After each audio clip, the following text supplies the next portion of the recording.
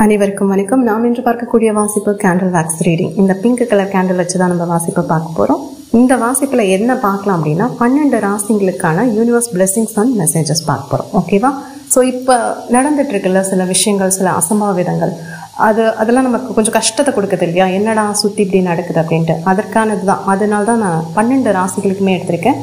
இது உங்களோட ராசியாக இருக்கலாம், லக்னமாக இருக்கலாம். உங்களுக்கு எது தெரியுதோ, உங்களுக்கு ராசி தெரிஞ்சால் ஓகே, லக்னம் தெரிஞ்சாலும் ஓகே, இல்லை ராசி லக்னம் நான் ரெண்டுமே சேர்ந்து பார்க்குறேன் அப்படின்னு சொன்னாலும் ஓகே. ஆனால் இது ஒரு கணிப்பு தான். ஓகே, அதை மனசில் வச்சுக்கோங்க. அதை மனசில் வச்சுக்கிட்டு நீங்கள் பாருங்கள், உங்களோட பிளெஸிங்ஸ் அண்ட் மெசேஜஸ் யூனிவர்ஸ் என்ன கொடுக்குறாங்களோ நான் அப்படியே உங்களுக்கு கேட்ச் பண்ணித்தரேன்.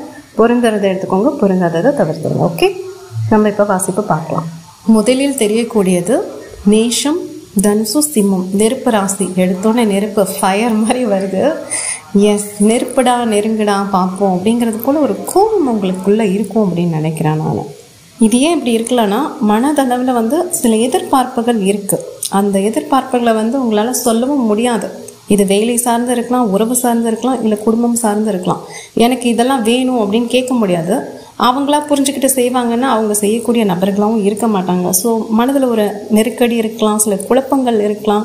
இன்னும் சில பேருக்கு சில உட்பகைன்னு சொல்லுவாங்க இல்லையா, அவங்களுக்கே அவங்க செய்கிறது சரியா தவறான ஒரு தெரியாது. இப்போ ஒரு விஷயம் செய்கிறாங்க அப்படின்னா நான் சரியாக இருக்கேனா, இல்லை நான் ஏதாவது என்கிட்டயும் சில தவறுகள் இருக்கா அப்படின்ற ஒரு குழப்பத்தில் இருக்கக்கூடிய நபர்களாக நீங்கள் இருப்பீங்க. அப்படிங்கிறது போல் மேஷம், தனுசு, சிம்மம் அது போல் எனக்கு இங்கே ரெசனேட் ஆகுது. இல்லைனா தொழில் சார்ந்த ஒரு போட்டி, பொறாமை கூட இருக்கலாம் அப்படிங்கிறது போல இருக்குது. ஏதோ ஒரு கோபம், வெளிப்படுத்த முடியாத ஒரு கோபம், அது தனக்குள்ளேயே பூட்டி எரிமலை எப்படி வெடிக்கும் அப்படிங்கிறது போல இருக்குது. ஆனால் இங்கே பிரபஞ்சம் கொடுக்குற விஷயங்கள் பார்த்தீங்கன்னா ஒரு அழகான நட்சத்திரம் தெரியுது. ஸோ அந்த நட்சத்திரம் எதை குறிக்குதுன்னு பார்த்தீங்கன்னா உங்களோட இறை சக்தியாக இருக்கலாம், இல்லை உங்களோட காக்கக்கூடிய தேவதையாக இருக்கலாம், இல்லை உங்களோட குல தெய்வமாக கூட இருக்கலாம். எஸ், முருகப்பெருமானாக கூட இருக்க வாய்ப்புகள் இருக்குது.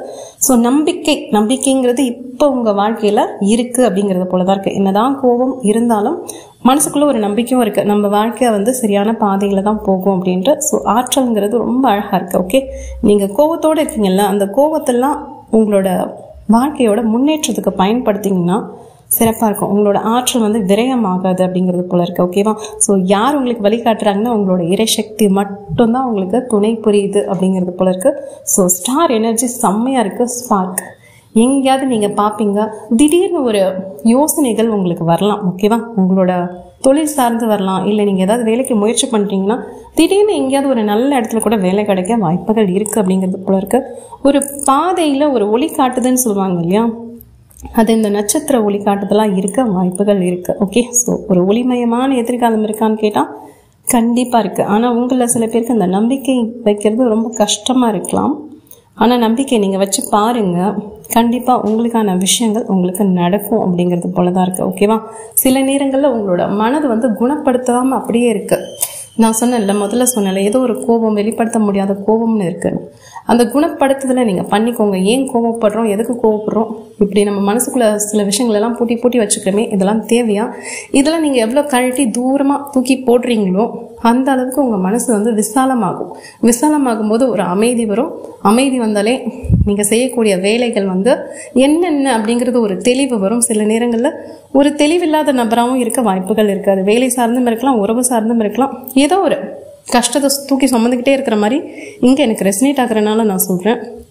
ஸோ முதல்ல உங்களோட மனசை நீங்கள் சரியாக வச்சுக்கோங்க, குணப்படுத்துதல் உங்களுக்கு பண்ணிக்கோங்க அப்படிங்கிறது போல இருக்குது. கண்டிப்பாக அதை நீங்கள் பண்ண ஆரம்பிச்சிங்கனாலே உங்களுக்கான அடுத்த கட்ட வளர்ச்சி இருக்கும். அது உறவு சார்ந்தும் இருக்கலாம், வேலை சார்ந்தும் இருக்கலாம்.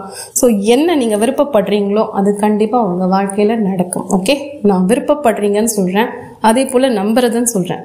ஸோ உங்களோட நம்பிக்கை, நீங்கள் நல்லதை நல்ல விஷயங்களை நினச்சிங்கன்னா கண்டிப்பாக அந்த நன்மை உங்கள் வாழ்க்கையில் நடக்க வாய்ப்புகள் இருக்குது.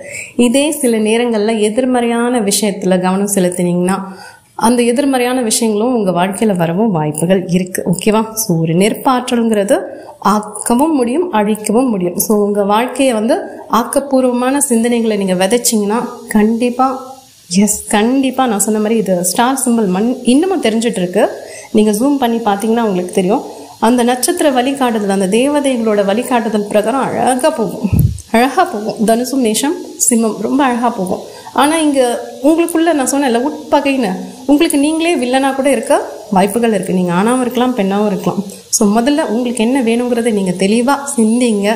ஸோ அதே போல் குணப்படுத்துதல், உங்கள் மனசில் ஏதாவது தீராத காயங்கள் இருந்ததுன்னா அதெல்லாம் தீர்த்துக்கோங்க. அப்போ உங்களுக்கான வெளிச்சம், இந்த நட்சத்திரங்கிறது இன்னும் ஜொலிப்போட மின்ன ஆரம்பிக்கும். ஸோ அழகாக இருக்குது. Okay, super nice. அடுத்தது பார்த்தீங்கன்னா மிதுனம். எஸ், காற்று ராசி அப்படிங்கிறது போல் வந்திருக்கு.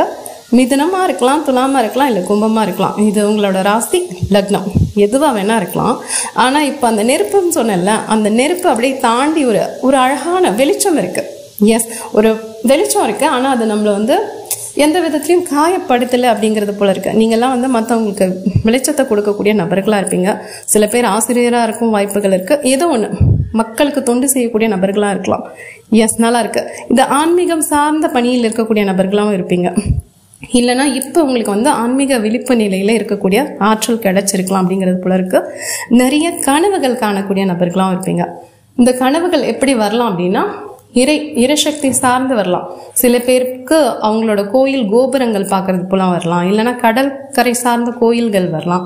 இல்லை இந்த தெய்வீக சக்தி கொண்ட பறவைகள் இருக்கும் இல்லையா, ஸோ இது போன்ற பறவைகள் தெரியும், மயில், புறா, அந்த மாதிரி பறவைகள் வரலாம். இன்னும் சில பேருக்கு பயமுறுத்துற மாதிரி பாம்புகள் கூட வரலாம். ஆனால் இந்த பாம்புகள் வர்றதுங்கிறது கொஞ்சம் சுப கனவுகள் மாதிரி தான் எனக்கு தோணுது. ஸோ பயப்படுற மாதிரி எதுவுமே இல்லை. உங்களோட பிரார்த்தனைகள் பலிக்கக்கூடிய காலகட்டம் இது. ஓகேவா? இது வரைக்கும் நீங்கள் வேலை சார்ந்தோ இல்லை உறவு சார்ந்தோ ஏதோ ஒரு விஷயத்துக்கு முயற்சி பண்ணிகிட்டே இருக்கீங்க, கிடைக்கவே இல்லை அப்படின்னா கண்டிப்பாக இனி வரக்கூடிய காலகட்டங்கள் அது கிடைக்கும். ஓகே, நான் கிடைக்கும்னு சொல்லியிருக்கேன். ஆனால் அதே போல் உங்களோட கடவுள் உங்களுக்கு துணை புரிவார்னு சொல்கிறேன். ஸோ கடவுள் உங்களுக்கு என்ன நன்மையோ அதை மட்டும் உங்ககிட்ட கொண்டு வந்து சேர்ப்பாங்க. இது வந்து பலதரப்பட்ட மனிதர்கள் இந்த வாசிப்பை பார்க்குறாங்க இல்லையா. ஸோ நீங்கள் மிதுனம், துலாம் இல்லை கும்ப ராசியில் இருக்கீங்கன்னா உங்களுக்கு எது ரொம்ப சரி, உங்களுக்கு எது ரொம்ப பொருந்ததோ அதை கடவுள் உங்ககிட்ட கொண்டு வந்து சேர்ப்பாங்க. பொருத்தம் இல்லாத விஷயங்களை அவங்க உங்ககிட்ட இருந்து எடுத்துருவாங்க அப்படிங்கிறது போல தான் இருக்குது. ஸோ கடவுளோட செல்ல குழந்தைங்களா அப்படி நீங்கள் இருக்க சான்சஸ் இருக்குது அப்படிங்கிறது போல தான் இங்கே. அப்படி ஒரு அமைதி, அப்படி ஒரு சந்தோஷம், மகிழ்ச்சி. இப்போ நான் அந்த ரீடிங் வாசிச்சுட்டு இருக்கேன் இல்லையா, அப்போவே நீங்கள் உணரலாம் உங்களோட தெய்வீக ஆற்றல் உங்களை சுற்றி இருக்கிறத உங்களால் உணர முடியும். இந்த கூஸ் பம்ப்ஸ் சொல்லுவாங்க இல்லையா, அந்த மாதிரி கூட ஏதாவது உங்களுக்கு நடக்க வாய்ப்புகள் இருக்குது. ரொம்ப அழகாக இருக்குது. ஒரு காற்று வந்து தீண்டுனா எப்படி இருக்கும், அந்த மாதிரி உங்களை சுற்றி தான் இறை ஆற்றல் இருக்குது. சரியா? ஸோ உங்களுக்கு ஒரு பயமே வேண்டாம். நீங்கள் தினமும் பிரார்த்தனை பண்ணுறதா இருந்தால் பண்ணுங்கள், தியானம் பண்ணுறதா இருந்தால் பண்ணுங்கள், இல்லை நாம ஜெபம் பண்ணுறதா இருந்தால் பண்ணுங்கள். ஒரு தெய்வீக வழிகாட்டுதல் உங்கள் கூட இருக்குன்னா கண்டிப்பாக இருக்குது. ஏதோ ஒரு உள் துணை உங்களுக்கு இருக்குது. ஸோ அது உங்களை சரியான பாதையில் கூட்டிகிட்டு போகும். எந்தவித தங்க தடைகளும் இருக்காது. நான் சொன்ன மாதிரி சிலருக்கு சில விஷயங்கள் கிடைக்கணும், சில பிராப்தம் பாக்கியம் இருக்குன்னா அதை எந்த ஒரு சக்தியாலும் எடுக்க முடியாது. ஸோ உங்களுக்கானது உங்களுக்கு வரும் அப்படிங்கிறது தான் இந்த வாசிப்பில், இந்த மெழுகுவத்தி வாசிப்பில் எனக்கு தெரியறது. ஓகேவா? ஸோ அடுத்தது பார்த்தீங்கன்னா நீர் ராசி, கடகம், மீனம், விருச்சகம். இதுக்கு என்ன சொல்கிறாங்க அப்படின்னு பார்த்தீங்கன்னா உணர்வுகள். நீங்கள் இப்போ கடக ராசியாக இருக்கலாம், இல்லை மீன ராசியாக இருக்கலாம், இல்லை விருச்சகம், இது ராசியாகவும் லக்னமும் இருக்கலாம். ஆனால் இங்கே நான் பார்க்கும்போது எனக்கு ரெசனேட் ஆகிற விஷயங்கள் என்ன தெரியுமா, நீங்கள் அடிக்கடி கஷ்டத்துக்குள்ளாகிறீங்க அப்படின்னா உங்களோட உணர்வுகள் சார்ந்து இல்லை உறவுகள் சார்ந்து தான். இந்த ரெண்டுத்தில் தான் நீங்கள் அடி வாங்குறீங்க. பணம் காசு கூட சமாளிச்சுப்பீங்க, பிரச்சனை இல்லை, இருக்கலாம். பட் உணர்வுகள் கையாளுறது தான் உங்களுக்கு சரியாக தெரியல அப்படிங்கிறது போல் இருக்குது. இது காதல் சார்ந்தும் இருக்கலாம். சில பேருக்கு காதல் ஒன்று இல்லை இரண்டுக்கு மேற்பட்ட காதல் கூட இருக்க வாய்ப்புகள் இருக்குது அப்படிங்கிறது போல் இருக்குது. இன்னும் சில பேர் நீங்கள் திருமணத்துக்காக காத்துட்டு இருக்கீங்க அப்படின்னா உங்களோட துணை நீங்கள் எப்படி இருக்கணுமோ அது மாதிரி பொருத்தமாக எடுத்துக்கோங்க. ஜாடிக்கேற்ற முடியும்னு சொல்லுவாங்க இல்லையா. இல்லைனா பொருந்தாத துணை வந்து உங்களால் அவங்க கூட இணைஞ்சு இருக்க முடியாது அப்படிங்கிறது போல தான் எனக்கு இங்கே ரெசனேட் ஆகுது.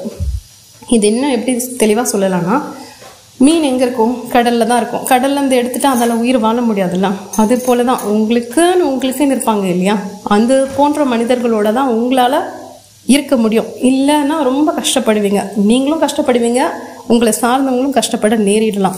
ஸோ உணர்வுகள் சார்ந்து நான் சொன்னேன் இல்லையா. ஸோ காதலிக்கக்கூடிய நபர் வந்து உங்களுக்கு ரொம்ப மிகவும் பொருத்தமான நபரான்னு பார்த்துட்டு காதலிங்க. சில நேரங்களில் ஒரு உணர்ச்சி வசப்பட்டோ ஏதோ ஒன்று காதலில் விழுந்துட்டு அதுக்கப்புறம் சில சிரமங்களை நீங்கள் அது நீங்கள் வேண்டாமே. ஸோ நீங்கள் கடகம், மீனமாக, விருச்சகமாக இருக்கீங்கன்னா, ராசியாகவும் லக்னமாகவும் இருக்கீங்க அப்படின்னா உறவுகள் சார்ந்து ரொம்ப ரொம்ப ரொம்ப கவனமாக இருக்கணும். நமக்கு பார்த்துக்கிறது இந்த ஒன்று தான். எதையுமே டக்குன்னு முடிவு எடுக்காதீங்க, கொஞ்சம் சிந்திச்சு செயல்படுங்க அப்படிங்கிறது தான் எனக்கு இந்த ரீடிங்கில் ரெசனேட் ஆகுது. ஸோ அது மட்டும்தான், வேறு ஒன்றுமே கிடையாது. தொழில் சார்ந்து கூட நீங்கள் பார்த்துப்பீங்க, பொருளாதாரம் சார்ந்து நல்லாயிருக்கு, உறவுகள் சார்ந்து மட்டும்தான் ரொம்ப ரொம்ப ரொம்ப கவனமாக இருக்கணும். இதே நீங்கள் திருமணமான நபர்கள் அப்படின்னா, திருமணமான நபர்கள்னு சொன்னோன்னே இந்த வேக்ஸ் ரீடிங் வேறு மாதிரி கேட்டது. ஒரு ஆரோக்கியமான உறவு ஏற்படுறதுக்கு வாய்ப்புகள் இருக்குது. இது வரைக்கும் குடும்பத்துக்குள்ளே சண்டை சச்சரவு அந்த மாதிரி ஏதாவது இருந்ததுன்னா, இனி வரக்கூடிய காலகட்டங்களில் அதெல்லாம் மறைஞ்சு ஒரு அந்யோன்யமான ஒரு அன்பான குடும்பமாக மலர்றதுக்கு வாய்ப்புகள் இருக்குது. குடும்ப ஒற்றுமைகள், இது வரைக்கும் பிரிஞ்சிருந்த குடும்பம்லாம் கொஞ்சம் ஒத்துமையாக போகிறதுக்கும் வாய்ப்புகள் இருக்குது. ஸோ பல சுப நிகழ்ச்சிகள், சுப விசேஷங்கள் நடக்கவும் வாய்ப்புகள் இருக்குது அப்படிங்கிறது போல இருக்குது. ஸோ இந்த கடகம், மீனம், விருச்சிகம்னா செம்மையாக இருக்குது. ஓகே, தொழில் சார்ந்து உங்களால் சமாளிச்சிட முடியும், பணம் சார்ந்து கையாண்டுருவீங்க. ஆனால் உறவு சிக்கல்னு வந்துட்டால் அது இடியாப்ப சிக்கல் மாதிரி ஆகிடும். ஸோ அங்கே மட்டும் பார்த்து கவனமாக இருந்துக்கிட்டிங்கன்னா போதும் அப்படிங்கிறது போல தான் இந்த யூனிவர்ஸ் உங்களுக்கு ஆலோசனை கொடுக்குறாங்க. சரியா, இது உங்களுக்கு பொருந்துச்சுன்னு எடுத்துக்கோங்க. அடுத்து பார்த்தீங்கன்னா மகரம், ரிஷபம், கன்னி, நிலராசி. ஸோ பூமி தத்துவம் அவ்வளோ ஒரு பொறுமைசாலியாக இருக்க வாய்ப்புகள் இருக்குது. ஆக்சுவலாக இந்த கடைசியில் வர ராசிகள் பார்த்தீங்கன்னா எனக்கு இந்த மொத்தமே இப்போ நான் முதல்ல சொன்னேன் இல்லையா, அந்த நெருப்பு ராசியிலேருந்து ஆரம்பித்து கடைசியில் நில ராசி வரைக்கும் நீங்கள் பார்த்தீங்கன்னா இது எல்லாத்தையுமே நீங்கள் கடந்து தான் வந்திருப்பீங்க.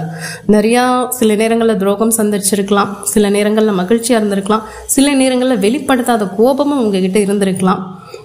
உங்களை சில பேர் கடுமையாக தாக்கியிருப்பாங்க. தாக்குதல்ங்கிறது உடல் சார்ந்து நான் சொல்லலை, மனம் சார்ந்து ஒரு துரோகத்தை செஞ்சக்கூடிய நபர்களாக இருக்கலாம். சில துரோகங்களை சந்திச்சிருப்பீங்க. இன்னும் சில பேருக்கு ஏதாவது சில காயங்கள் ஏற்பட்டிருக்கலாம், உடல் அளவு கூட ஏதாவது ஒரு காயங்கள் ஏற்பட்டிருக்க வாய்ப்புகள் இருக்குது. மனசுக்குள்ளே இப்போ அதெல்லாம் இருக்கான்னு கேட்டால் மனம் சார்ந்து நீங்கள் இப்போ குணமாயிட்டு வரீங்க. ஓகேவா, நீங்கள் மகரம், ரிஷபம், கன்னி உங்களை பயன்படுத்தியிருப்பாங்கன்னு தான் சொன்னோம். இது உங்களோட குடும்பம் சார்ந்தும் சரி, தொழில் சார்ந்தும் சரி, எல்லாருமே நீங்கள் நல்லவங்க அப்படின்ற சொல்லியே உங்களை பயன்படுத்திக்க வாய்ப்புகள் இருக்குது. ஆனால் இப்போ அதுலேருந்தெல்லாம் நீங்கள் கொஞ்சம் விழிப்பு நிலை அடைஞ்சிட்டிங்க. இப்போ ஒரு மாதிரி நீ என்ன நல்லவனும் சொல்ல வேண்டாம், கெட்டவனும் சொல்ல வேண்டாம், இதுதான் நான் அப்படின்னு ஒரு மாதிரி தனிச்சு நிற்க கற்றுக்கிட்டீங்க. ஸோ உங்களுக்கான செல்ஃப் லவ் கொடுக்க ஆரம்பிச்சிட்டிங்க. இது என்ன சொல்கிறது, அற்புதமான விஷயம்தான். ஓகே, ஸோ நல்லா சரியான நேர்கோட்டில் தான் நீங்கள் நடந்துட்டுருக்கீங்க.